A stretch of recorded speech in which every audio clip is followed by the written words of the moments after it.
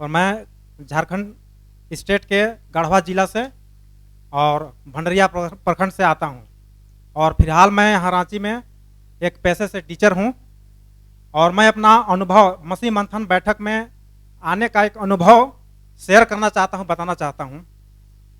तो यीशु मसीह को मैं लगभग 2000 के लगभग में मैं जाना था और उसमें कैथोलिक चर्च से बिलोंग करता था। मेरा छिड़काव मेरा बपतिस्मा छिड़काव का बपतिस्मा हुआ था। तो उसके बाद जब मेरी शादी हुई 2014 के लगभग 2014 में, सर मैं पत्नी को बुलाना चाहता हूँ, मैं पत्नी को बुलाना चाहता हूँ, धर्म पत्नी। एक सेकंड, किसकी? मेरी। हाँ आइए। ये मेरी धर्म पत्नी है और ये सरना से बिलोंग करते थे और ये यीशु मसीह का कट्टर विरोधी थे।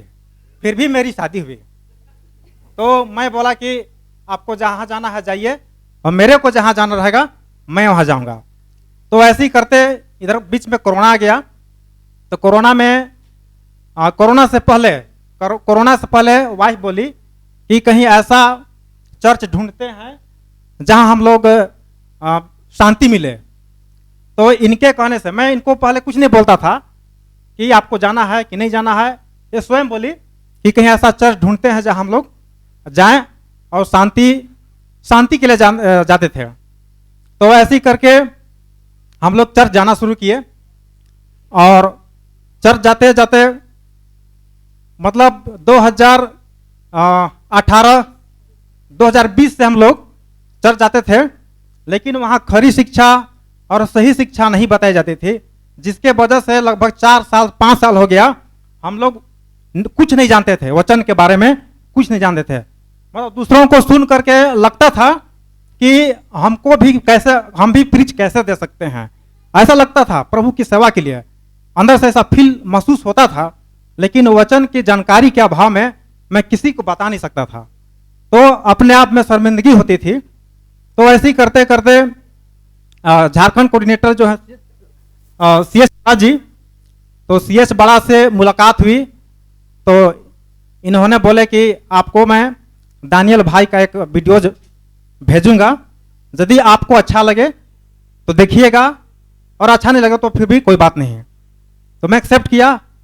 तो सबसे पहले बड़ा जी दशमांश के बारे में भेजे वीडियोज।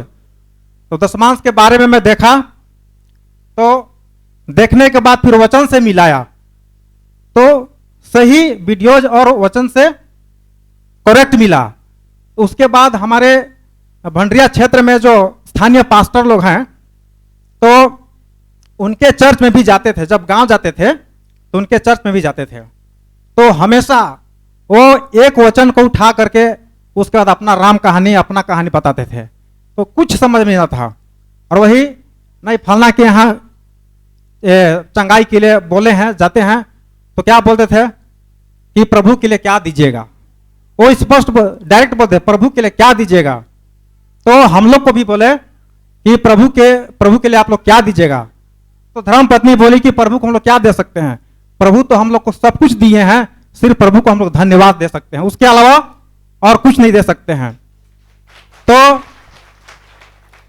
ऐसे ही करते करते जब वीडियोज को देखने लगे और बड़ा सर भेजने लगे तो देखते देखते फिर मैं बोला कि अच्छा लग रहा है और इस प्लेटफॉर्म से मेरे को लगा कि प्रभु के सेवा मैं कर सकता हूं। तो सही शिक्षा और खरी शिक्षा मैं पा सकता हूं और लोगों को बता सकता हूं। उस समय शर्माता था दूसरों को बताने के लिए, क्योंकि बाइबल वचन का जानकारी नहीं थी, इसलिए बताने में शर्म होती थी। लेकिन जब मैं दानियल भाई का वीडियोज देखने लगा और प्रतिदिन वचन पढ़ने लगा तो अभी लगभग मसीह मंथन बैठक में आया हुआ हम लोग का 2-3-4 महीना हो रहा है। जनवरी से हम लोग अभी मसीह मंथन बैठक का देखते हैं और उस चर्च में भी हम लोग जाते हैं। तो 2-3-4 महीना में ऐसा लग रहा है कि हम लोग चलते फिरते किसी को आराम से हम लोग बता सकते हैं। प्रभु का वचन को बता सकते हैं। लेकिन वहाँ जब तक गए तब तक किसी को आज तक न बताने सके, न बताने का कोशिश किए। लेकिन जब मसीह मंथन बैठक में आए, प्रतिदिन वचन पढ़ने लगे, वीडियो देखने लगे और मिलाने लगे, तो ऐसा अपने आप में फील महसूस होने लगा, अपने आप में अंदर से ऐसा लगने लगा कि हाँ, मतलब हम किसी को बेहिचक और बिना डर का बता सकते हैं।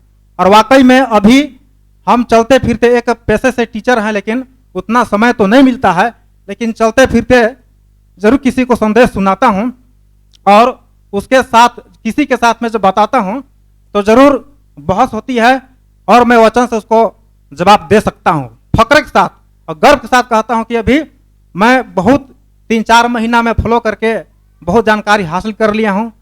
और इससे पहले कि जब मेरे स्थानीय पास्टर एक बार दशमांश के बारे में बोले, तो बोले कि वही मलाकी 3:10 का जिक्र किए कि उसमें तुम दशमांश दे करके देखो, आकाश की झरोखे से तुम्हें बहुत ऐश की आशीष मिलेगी।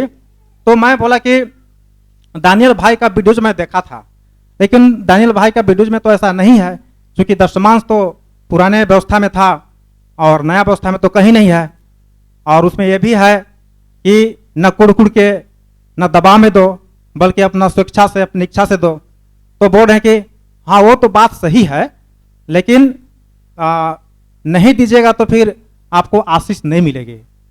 तो फिर बाद में बोल रहे हैं कि अगर दशमांश नहीं दोगे तो तुम्हें श्राप मिलेगा, श्राप मिलेगा। तो फिर बोल रहे कि दानियल भाई तो डायरेक्ट मुंह में बोल देते हैं, वो हम लोग पसंद नहीं करते हैं। तो मैं तो समझ गया, क्योंकि जो खरी शिक्षा और सही शिक्षा की बात करते हैं, मुहिम लेकर चलते हैं, उनको आज कोई पसंद नहीं करता है। तो उसके बाद से वो पास्टर हम लोग से बात करना बंद कर दिए, अभी बात नहीं करते हैं, हम लोग भी बात नहीं करते हैं और वो भी बात नहीं करते हैं। तो इस तरह से हम लोग का मन परिवर्तित हुआ और मसीह मंथन बैठक की ओर आए और अभी सही शिक्षा और खरी शिक्षा को प्राप्त कर रहे हैं। और ऐसा लगता है और ऐसा अंदर से लगता है कि हम लोग भी प्रभु की सेवा आराम से कर सकते हैं, जो उनको भाता है। और जब मैं सोचा हूं कि रिटायर होऊंगा तो अपना गांव में, मेरा गांव में जो है अभी तक मसीह मंथन का मेंबर लोग कोई नहीं है, तो मैं चाहता हूं कि वहां जाऊं, एक कलीसिया खड़ा करूं और सेवा करूं। मेरा यही गवाही है।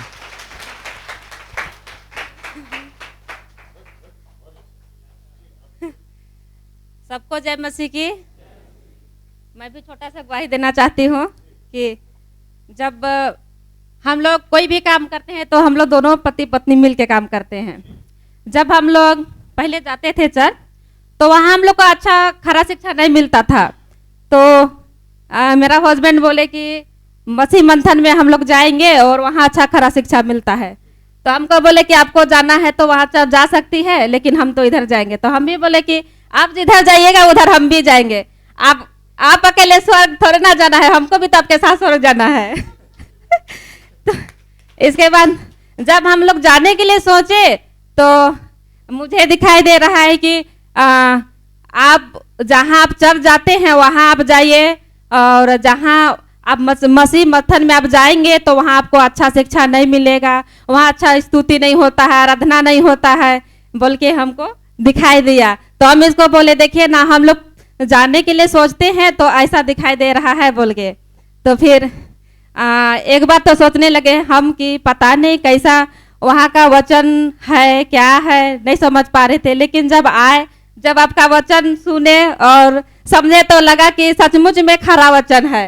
और 17 तारीख का मेरा सच्ची गवाही को मैं बता रही हूँ कि जब हम लोग बहुत दिनों से इंतजार कर रहे थे कि 19 अप्रैल को आना है, और 17 तारीख जब दिन में जब मैं सोई तो मैं देख रही हूँ कि यहाँ बहुत सारे लोग हैं और यहाँ पर मीटिंग चल रही है और बोल रहे हैं कि यहाँ पर बम लगाया हुआ है। हमको कह रहा है कि तुम मत वहाँ जाओ, वहाँ पर बम लगाया हुआ है और आगे साइड में भी ना बैठना, नहीं तो ऐसा बम फूटेगा कि सब वहाँ ब्लास्ट हो जाएगा।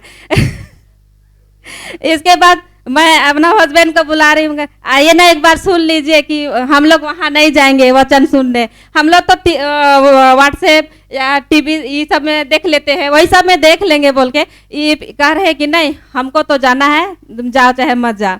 इसके बाद मैं उठी तो देख रही हूँ कि ये बैठ के बाइबल पढ़ रहे हैं। इसके बाद में इसको मैं उठते उठते मैं ये बता रही हूँ कि ऐसा ऐसा देखे बोल के, और मैं उसी समय सोच रही हूँ कि हम लोग तो जाएंगे और 2 तो बच्ची है, उन लोग को छोड़ के जाएंगे तो पता नहीं हम लोग मर जाएंगे तो उन लोग क्या होगी। और आने समय भी ऐसा हुआ कि जब मैं सीढ़ी उतर रही हूँ ना तो सीढ़ी से फिसल के गिर जा रही थी। प्रभु का धन्यवाद हो कि प्रभु मुझे यहाँ तक पहुँचाया। सबको जय मसीह की, धन्यवाद। क्या बात है। जी जी, प्लीज बैठिए, प्लीज बैठिए। तो बड़ा बड़ा बम फूट गया। इनकी 1-2 बात पे मैं थोड़ा सा रोशनी डाल देता हूँ। इनके जो भी थे उन्होंने कहा कि डैनियल राज डायरेक्ट मुंह पे बोल देते हैं, तो फिर यीशु को भी सुनना बंद करना पड़ेगा कि यीशु भी डायरेक्ट। और उनका एक डायलॉग फेमस है, मैं तुमको नहीं पहचानता।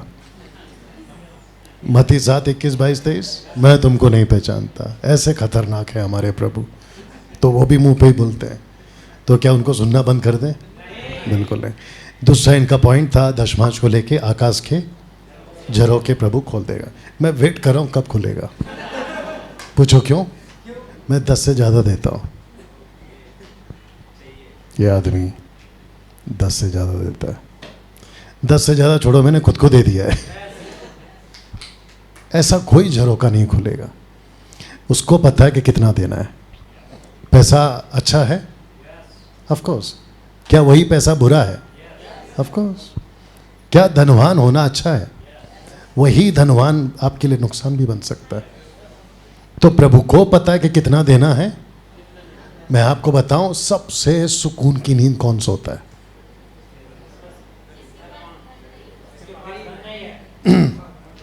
ऐसा बोल सकते जिसके पास छत भी नहीं है, सुकून से सोता है। पूछो क्यों? उसको कुछ खोने का डर नहीं है। आपको गारंटी के साथ लिख के देता हूं, सिर्फ 5,000 रुपया दे दो और उसको बोलो भाई सो जा और ये पैसे इधर ही रख, वो नहीं सो पाएगा। पूछो क्यों? क्योंकि जैसे ही सोने जाएगा पूछेगा कोई उठा ना ले, वो नहीं सो पाएगा। तो प्रभु को पता है कि कितना देना है और कितना है, और हम पैसे के पीछे नहीं भागेंगे। क्योंकि 6 लाख लोग आशीष के पीछे भागकर जंगल में ढेर हो गए। क्या उनके पास आशीष नहीं थी? ऐसी आशीष थी कि बच्चों के चप्पल तक नहीं टूटते थे, कपड़े नहीं फटते थे। आप समझ रहे हैं? उनको कोई बीमारी नहीं थी। और ऐसी आशीष थी कि चलते फिरते खाना, मटन, रोटी सब मिलता था। लेकिन क्या फ़ायदा? तो आशीष खतरनाक भी है। आशीष के पीछे मत भागो, उसकी सेवा करो, बेस्ट है। और जितना देना है आपकी ताकत है दो। और आपका लास्ट का स्टेटमेंट तो गजब का है कि रिटायरमेंट के बाद आप सेवा करेंगे, वहाँ जो भी है आप करें। प्लीज़ करिए, आप इनके साथ टच में रहिए और बिल्कुल करिए। और आपका भी गजब है सिस्टर, बहुत बढ़िया। इसको कहते हैं प्रभु का वचन। जो आगे हैं वो पीछे, और जो पीछे हैं वो आगे। आप आगे थे, ये पीछे थी। अब देखो, आपके आगे खड़ी थी, आप पीछे थे। जी, और कोई?